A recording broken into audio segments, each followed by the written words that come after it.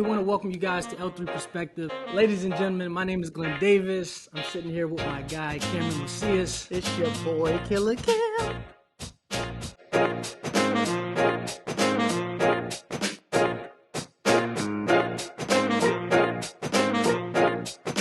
What's going on, guys? Hey, we want to welcome you back to the L3 Perspective. My name is Glenn Davis, and I'm sitting here with my guy, Cameron Macias. Your boy, Killer Cam. Awesome. And we have a special guest today, but before we dive into it, obviously the L3 Perspective are topics where we talk about life, where we talk about love, where we talk about leadership, and just wanting to provide value to each and every one of you guys, to our listeners, man. Cam, I'm excited about today's guest. I'm telling you, man, it's about the Matrix is about to come out in this mug. Yes, it's going to get deep today. Yeah, it's going to happen. Before we start, as always, subscribe, like, comment, share. Let us know what you think, what you like, what you don't like. And keep in touch. Follow us and follow our guests. Ultimately, at the end, they always have a time to talk about them as well as how to find them. And so, as we get it rolling, my brother, what is up with you? Snowy day in Dallas, Texas. That's already like a But you know what? Snowy day in Dallas, Texas means you get to stay home and hang out with your buddies. True. That's what I'm exactly doing right now, hanging out with my buddies. Yeah. Love it. Okay. So I know that we've been friends for a while, and as with, I think, really most great friendships and kind of networking, obviously we met through a mutual friend. Tell people a little about kind of what you do and where you came from. Yeah, I think just between me and you, we met because of my old supervisor from Korea, who retired as the Chief Master Sergeant of the Air Force. And when we met, what I was trying to accomplish at that time with my old, supervisor is to teach people about team dynamics, right? Because my interest is on negotiations and conflict resolution, which is my master's program that I went through. I necessarily don't work on that field. So, I was looking to do coaching, trying to follow your path, Coach Cam, right? Coach people on team dynamics, just to have the understanding that, there is no conflict resolution, it's conflict management. And interjecting conflict is actually a good way to have people brainstorm ideas so they can communicate better. So that's the way we met, right? But prior to that, I was in the Air Force for 10 years. Defender. Cool. Oh, man, y'all did it at the same time. And got out and did, been working and consulting on data intelligence, which is, obvious a stepping stone into artificial intelligence and machine learning, using your data to do more than less than just storing it. Yes, I'd be storing all the data. Yeah. That's good stuff. Asif, that's pretty cool. How was it, when we talk leadership, kind of just very briefly, I know you mentioned that you used to work for the Chief Master Sergeant of the Air Force. That was your supervisor. What skill sets did you kind of attain from having that, from that leader at that time? Before I come and talk to you about my leader that me and Cam know about, I was watching your other podcast, and gentleman said the very first day he was walking into his work, he forgot to salute a general. Oh, and he showed up to this workshop, and they said, my job in life is to have you fired or kicked out of the Air Force, right? Yeah. That was this first day of impression from his boss. I had a little choked up tear moment in back of my eyes. I was like, wait. First day I showed up to the work, I met the greatest person you could ever meet in the defender world, especially in the Air Force, as my boss. And matter of fact, she was my boss's boss. So she wasn't even my boss. And to this day, her leadership principle is what I really adhere to, is that, she made sure that my first TPR was gold as 5+, right? Like just awesome one. Right. So that was my first supervisor experience, and the second supervisor experience is Todd Simmons. Todd got me into so many cool things that I just was not anticipating from a leadership to come down and say like, no, I'm going to take you and these guys, and I'm going to do some cool stuff with you guys, right? Yeah. Because prior to that, it felt like, I was in the world of my own, right? I studied, I did my work, and I went to work, and I did my work, and everybody was happy that nothing has happened. Nobody has taken the initiative or interest in me to say like, me and you, we're going to do something cool. Yeah. And that's Todd Simmons. Todd Simmons said, you guys do cool stuff, but let me show you something else. And he did. He put me in investigations, and he took the badges off and said like, from now on, you're going to go out there in civilian clothes and investigate some stuff off base. Yeah. Nice. And I said, excuse me? Okay, cool. And that's where my journey of being around a cool leadership and seeking them out and saying like, if I have to make the job worth my time, I have to be around leaders that are, paying attention to me and engaging with me, so that way I can learn and experience things that I have not previously. Yeah. 100%. Cool. I appreciate you sharing that. Yeah, and I know like through some of our conversations, you've expressed that there was a major mind shift from when you first joined the Air Force to when you separated and what you're into now. Like, what were kind of because we talked about our different types of times in Korea. Yeah, and so Korea, like, right. what do you feel, you've talked about the leaders that kind of helped you turn, the mindset, but like, what are some you would say the personal things that you did as well to kind of be the person you are today? Because I know a lot of us look back and we're like, dang, that was me 10 years ago, 12 years ago, whatever. So what type of things would you say have made you who you are today? So I'm in my circle, I'm known to talk about things that everybody knows already. It's just that I give it my twist and my perspective into it, right? Yeah. I can never really come up with something unique or innovative. I always talk about things that everybody knows and wake up every morning with, right? It's just like, it. I just know it from my perspective. So here's my perspective. The things that I didn't do 7 years ago, actually 8 years ago at this point, because 2014 is when I got out of Air Force. And I got out of Schriever Air Force Base, which is the current day Space Force. Yeah. Pretty cool base to get out of. Had really a lot of good experience. But as I was getting out, as you can imagine, like I was actually in bases that really didn't have, let me rephrase that. I was in some isolated bases. Yeah. So when I say, all I knew was Air Force, I mean all I knew was Air Force. So Schriever Air Force Base is, Colorado Springs. Everybody will say, wow, Colorado Springs, great. Well, there's Colorado Springs and there's Schriever Air Force Base. Yeah. You have to leave Colorado Springs to get to Schriever Air Force Base. Out in the desert of Colorado, right? The desert of Colorado, quote unquote. So as I was getting out, I really had the bubble of just the Air Force. So when I had to transition out, I felt like I'm 18 years old all over again in an adult world where everybody around me is an adult and I'm 18, right?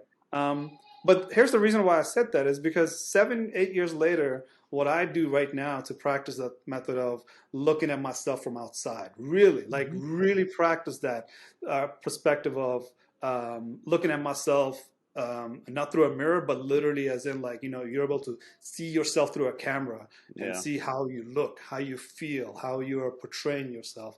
That is something that has worked really well because that has taught me that if you want to be a friend, right, you have to figure out what kind of friend would you like. Right? Yeah. Because if you didn't have those type of friend, become that type of friend. Right. So the friend that, I always wish was like, can somebody check up on me once in a while just to say hello? Oh, bro, has happened. I'm telling you. Because I did literally have a friend like that who has mentored me through all this 8 years of, struggling as a transitional veteran. He just checked up on me time to time. And I became just that. I said, I'm going to check up on everybody I know from time to time. And they might think like, I never get anything out of this conversation with you. Like, you just say, hi, hello, blah, blah, blah. Like, no. I'm trying to be the friend that I wish I had. Yeah. Right? So that's kind of like the way I look at myself to say, how do I help the veterans? How do I, keep in touch with the veterans? How do I, remind them that, hey, I'm thinking of you, right? Not necessarily because I want something from you. I just want you to know that as a veteran, I'm looking out for another veteran. And if you're my friend, I'm going to check up on you time to time and say, hello, hi, how are you doing? So those are the kind of things that I would say I'm taking in and practicing since I got out. That's refreshing to hear, because you don't often hear people say that, hey, I'm trying to be the person that I want to be. Yeah. Like I wanna be the friend that I want in my life, that I want within my circle. So it's definitely refreshing to hear that. And so with that, it sounds like obviously you have a value added lens. When you're connecting with people, or talking to your circle of friends, which is cool, because there's not enough people who check up on people just to check up, Yeah. right? But no intention attached to it. So definitely hats off to you with that, man. It's like the golden rule of friend. It's like taking the golden rule and turning it into friendship. Where Yeah. I was like, treat people how you want to be treated. Right. It's like, be the friend that you want it. So check it out. So I want a friend that's going to pay for me to travel. I never had that, bro. So many of the discussions we've had is like about AI and machine learning. I know, like, that's your passion. Like I know that you like the leadership and negotiation and conflict management, but like I know AI is like your baby. So for those who may not otherwise be educated, tell us a little bit more about kind of what can be done with the data, like what your research. Like, take a drink of water. He's like, I'm about to go in. I'm about to go in. It's like break it down a little bit, because like I'm the tech guy for the podcast, right? So like for Glenn, for all our listeners who are not tech savvy. Look, I will give you 3 pointers, but the first one being that if you're not educated, you will educate yourself, right? Mm-hmm. And here's why you don't hear much about AI machine learning, is because it's such a broad topic. Nobody can put it inside of a bucket and sell it to you yet, right? It's happening slowly. It's picking up steam, as I mean that, you put it inside of a bucket and sell it. When you have something you can sell and market, everybody will hear the word over and over, right? Yeah. Like, who hasn't heard of word crypto at this point? Right. Because there's such a marketing effort out there. If you heard of Chat GPT, that's because there's marketing effort behind it. They have spent dollars. Even if they don't spend dollars, just the popularity of a product itself speaks for itself. Like, for example, Tesla, right? Mm-hmm. Tesla doesn't spend money on marketing. And there are a few other products like that doesn't spend money on marketing, but because people like it so much, the use case is so user-friendly that they speak of it and promote the product for themselves, right? Mm-hmm. And so AI machine learning is a wide spectrum, not really so much of a product. It has a lot of user experience built into it. Mm. So when we look at AI machine learning, you could think of in a spectrum robot, right? Yeah. And in the other spectrum, you would think of AI as in like just this thing that it's behind the curtain, pulling things and making your life miserable, right? Yeah. Sending me all these damn ads. People have a wide spectrum of view about AI machine learning. So that's my second point, is that the reason you don't know about AI machine learning is not there's not so much product, but the second point is that it's based on user experience. Mm-hmm. So when you do Google search, you don't realize you're actually using AI machine learning, right? Mm. But because Google is able to get you a fast result, and if you scroll all the way to the bottom, you see the number, how long it took for that search to happen. Mm-hmm. And that search was so fast and efficient, and kind of what it is that you were looking for in the first page, it was able to give you that instead of you scrolling through like third and fourth and fifth page. Mm. Yeah, disgusting. Right? People like that.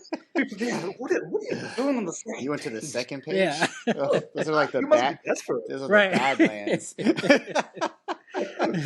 So user experience is the AI machine learning, and if you start thinking about it from that perspective, you get a different understanding of AI machine learning, right? Mm-hmm. Not just that robot and bad AIs are not the story, but the real story is that these machine learning products like Siri, Alexa, Google's search bar.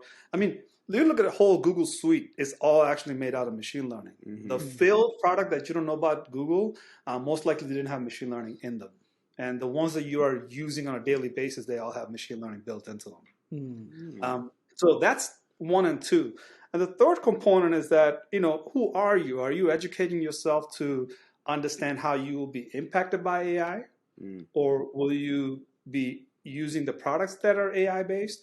Or will you be designing and developing, right? Mm-hmm. So if you understand who you are, you'll always have to start the journey of saying like, okay, I'm going to jump in to develop something with AI, or I need to figure out how AI will impact the next 10 years of employment, because I'm not going to develop one, but I need to understand what are the employment situation will be like for the next 10 years, because that impact, it's almost already scaling itself up to a point we're seeing some AI replacing some jobs. Oh yeah.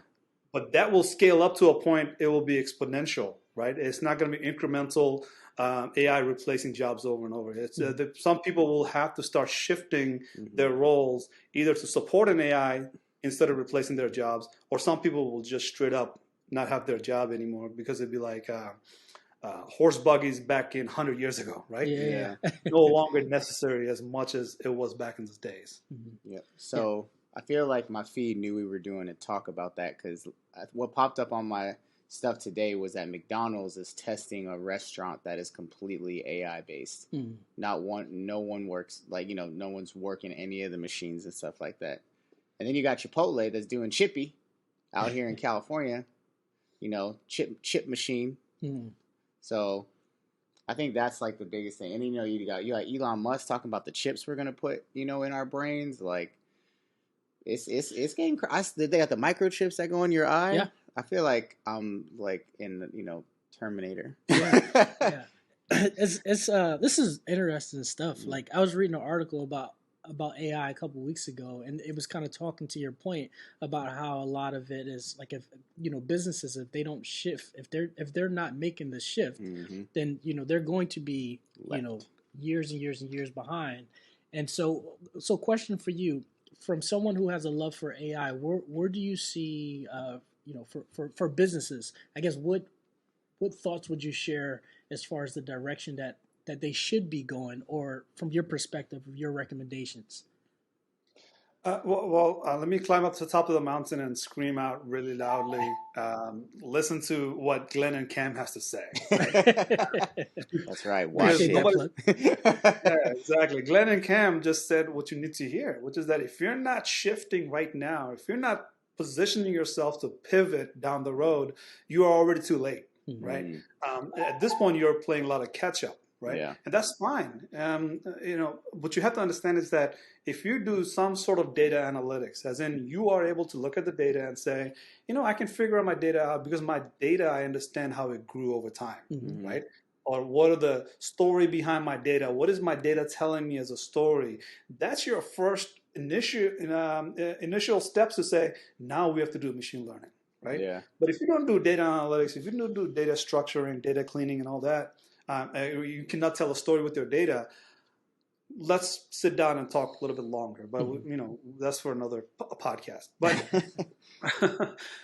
so here's what most people have to think about, right? Like even CEOs can be replaceable using AI machine learning, because at the end of that whole cycle that we will go through, where right now we're in an AI hype stage, and it will get to a point where AI will be actually high-level use cases. It will be utilized widely, and then it will, flatten out a little bit. Where at the end of that curve, we will see AI making decisions, right? And guess what the CEOs do? CEOs make decisions. Right. So when you have like multiple AIs contending to the same, make a simple decisions, and the employees will look at the decisions and say, this one has the highest score because this is the CEO that we've raised for the last 10, 15 years using AI machine learning.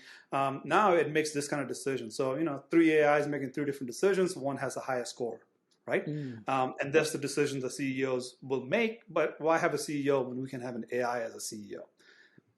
That's crazy. That's a long shot, right? AI to make decision is the component that you are developing today, right? So guess what happens when you are an employee? If you're a W-2 employee, or let's say, for example, we'll take that McDonald's as an example that, doesn't have really any employee in it. So somebody remotely logs into that McDonald's location and says, is everything running okay? Yep, everything's running okay. So that's a human being that does that, right? Yeah. If you're not in a position today to say like, those are the kind of work that I'll be doing in the future, you need to start today. Start figuring out how to remote into a position and say like, remote into a location and say, I will remote into that location and figure out exactly what's going on. And AI will literally have one-on-one chat with me where it will say, today you have this many customers, this is the problems, this is the troubleshooting you have to do from remote location. Yeah. And as I do it, observe me so that way you can guide me through the process of what I might be doing wrong. Most of the time I don't, but today you'll supervise me, right? Mm-hmm. So you see that the narrative is that, yes, there's no employee there, but the remote person who logs in is highly subject matter expert into running a business from a remote location without actually showing up in person, right? So those are kind of different types of employment that we'll have, where the number right now, the projected number is that artificial intelligence will take away or replace about 87 million jobs, right, in coming years.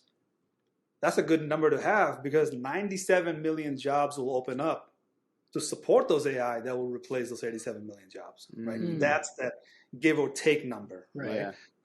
Because right now we don't have that many people in AI machine learning world. Enough to support it. I mean, forget cybersecurity. Cybersecurity is in a negative right now because there's not enough people to work on cybersecurity. But now imagine 10 years down the road where we're scrambling to find AI machine learning people. Right?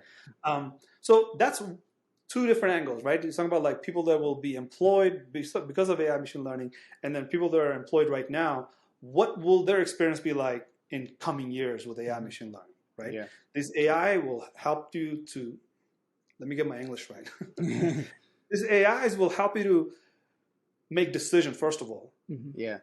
But as you're making those decisions, you have to observe and raise that decision maker over time because you don't want to trust an AI that's making decisions on day one for you. Because you just don't know how it might react on day one. So the point is, well, to answer your question, Glenn, is what do they need to do today? They need to start developing this decision maker from the scratch today, right? As in, you have some trust in that AI system in 5 years to come or 10 years to come, because you don't want to buy it overnight and start using it the next day. That's not, that's, in my opinion, that will never happen. That is just a bad business decision. You cannot have a loss in a business because, you let out a chatbot that worked for 24 hours and just made your name hell everywhere on the earth. I'm looking at you, Microsoft. I'm looking at you, Twitter, because they released a chatbot that at the end of the 24 hours, it was talking friendly about Hitler. So, Tay, that was the name of the tweet. Tay by Microsoft. Anyways, so what I mean to say with that is that employees will have one experience, the CEOs will have one sort of experience, but the levels in between, like the type of lawyers, the lawyers are going to utilize AI machine learning to do their job more efficiently. That also means that if you're a lawyer, you have to start engaging with this AI machine learning, so that way over time you get comfortable with it. So not necessarily all about decision making. You have to start looking into this AI machine learning that is for augmenting your job, right, or assisting you with your job, right? So current day, the lawyers will get paid about $300 an hour or so to work about 48, 72 hours straight in a locked up room with a bunch of books and just opening them up and researching them, right? Guess what's happening with those lawyers right now?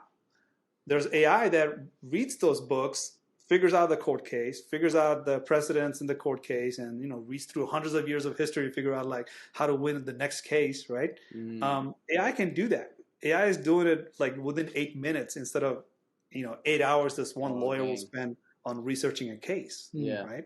It's happening in a lot of big jobs. So the doctors, right? Doctors are performing surgery from California to London, right, through a 5G connection, right? That doctor didn't even leave the country yet, So many types of opportunities are coming with AI machine learning, which is to say it's either will augment you or it will assist you. And how you position yourself to be augmented or assisted, get that assistance from AI machine learning, time is now to look into that and start focusing on that. Wow. That was what the drink of water was for. I seen. He was loading up, man. He was loading up. He reloaded. First of all, you can't replace Cam. CEO of the world, baby. No, and that's like, those are those things to think about. I'm glad you brought up the whole like chatbot thing, because I know that's a big topic right now as well, and how it's affecting each company. What are companies doing? But those are all things to take into consideration. Is as we move forward, like unfortunately, unless you live completely off the grid, AI is gonna be a part of your life in some form or fashion. It is already. Yeah. Right. If you use Google, it's already there. Its ability to perform better on a daily basis is what a machine learning is known for. Yeah. Right. So when I talked about user experience, so all the success case you see right now, Google, Facebook, Tesla, Amazon, big guys like BlackRock hedge funds, right? What you will see behind the scene is AI machine learning. Yeah. I love to use this example with Goldman Sachs and JP Morgan Chase. They've been around for hundreds of years. BlackRock shows up out of nowhere in the 90s, starts using AI machine learning. BlackRock, as it stands today, is near $1 trillion in asset. Or let me not get that number wrong. I think it's $1 trillion in assets, where JP Morgan Chase and Goldman Sachs combined has $700 billion. So 1 trillion versus 700 billion. In 30 years of operation, BlackRock has used a AI called Aladdin to do their transactions. So they're able to see more insights. They're able to predict better. They're able to get their customers higher return on investment, right? So they're able to increase that kind of user experience to establish a name for themselves, right? And that's just between Fortune 500 companies, right? Now you can look at all the small businesses, like say, for example, before Netflix was Netflix, right? They started throwing money into the cloud system, got into the cloud system. Now they're in the cloud. They're using cloud's machine learning capabilities to benefit them and provide a user experience that even Disney cannot match, right? Because Disney dumped a lot of money into it. But the thing is, Netflix has been working on it slowly, growing that decision maker over time, rather than to say, I'm going to just dump $1 billion today and have that AI running tomorrow. That's necessarily not the case, right? I'm going to stop right there because there's a whole lot to break down in there. But the point is, you can tell the difference. Right. That's good stuff, man. This is really good stuff. So as we wrap up, what have you learned, Glenn? What? So for me, I learned a lot. I learned that if you are not being or educating yourself about AI, the machinery, and all that already, you're already behind the curve, right? And so, as an entrepreneur, like me, looking at how can I apply this, right? Because I want to think long term. I want to think big picture. So if entrepreneurs are not thinking about this or having these discussions with their teams, they're late. So for me, I mean, I'm very appreciative of this conversation because it kind of, yes, you've mentioned it a little bit, but it kind of further just kind of extends that vision. And so I'm really looking forward to implementing and even picking the Steve's brain, in the months and years to come, as we continue to build in our financial business and everything like that. So very grateful for the information, Steve. Facts. Absolutely. So my brother, tell people where they can find you and about any projects you have coming up. So Cam is the reason I'm here today. And one of the things that Cam has gotten me started on is podcast. So if you want to find us, go to your favorite podcast platform. We're on Apple, we're on Spotify, we're on Google and others. It's a podcast called AI. We'll put it in the thing. You can say AI in many ways, right? You can say it with a lot of excitement, or just say AI, because you're frustrated, you're super excited, or you just don't have any idea what AI is, so you're just confused, like AI. So it's AI. Look us up, and what we talk about in our podcast is just literally what I just did right now, is talking about AI machine learning and use cases of it, and why a small startup that has to start today with whatever business service they'll provide. But now think about why that business service should collect data and grow that data over time for AI machine learning purposes. So that way, when your business service comes into play, even though you have other competition, your user experience, as in your services that you're providing to the users will come with machine learning capabilities, and your user experience will be totally different than from your competitions. Mm-hmm. Right? That's good stuff. So AI is the name of the podcast, and we talk about veterans transitioning out of military, joining AI machine learning. We talk about startups, how the startups should join into the AI machine learning movement, and of course, use cases of ethics, safety, privacy, and security of developing this AI machine learning. And otherwise, look me up on LinkedIn. Asif Haider. My startup is called Coop VA. If you're a military, you understand what COOP is, right? COOP is Continuity of Operation Planning, and VA stands for Vulnerability Assessment, which is that if you are a startup or if you're a business, if you're whatever you are, you always have a vulnerability. And the only way to manage your vulnerability is by assessing it and preparing yourselves for taking action, so that way your business is not shut for 6 months, rather it's shut for 6 hours. Mm-hmm. You want to reduce that time of disruption. So vulnerability assessment is a good way to get about it and have a continuity of operation planning continuously happening within your organization. So I would first like to point out that I did not know what COOP meant. So not all of us know there, sir. You never called a Fraggle before? No, man. I used to load planes. I'm not Defender. Like I never had to shave my head and do all that stuff. I just hand you guys. All right, see you later. Have a good day. Nope. I never did any of that. And I don't remember any of that stuff from basic training either. So you're like, did it in basic training? I'm like, bro, like, you know what I got? DFP, defensive fighting position. That's about the only thing I remember. Yeah, you write an op order. Part of your op order has to have a COOP in it, right? But if your COOP shows up and you don't have a COOP, then that's when you call it Fraggle. That's when you say like, change of mission. Let's get the hell out of here. Right. Here's one thing I've always been strategic at: finding people who know these things so that I don't have to know them. So if we had served together, I would have been like, I'm going to hang out with the Asif because he knows what a COOP is, and then I don't have to know what a COOP is. Well, I always hang out with cool people. And I'm always looking out for people like Cam and Glenn to hang out with, right? So I always end up in a cool circle, and I love being in the cool circles. You heard it here first. We're the cool kids. But hey, right. I appreciate you, my man. As always, thank you guys for rocking with the L3 Perspective. Please, like I said, go follow, check out my boy Asif, and tell us what you think. Tell us what you like. Share it, like it, save it, subscribe it, and otherwise, we will see you guys later. Peace.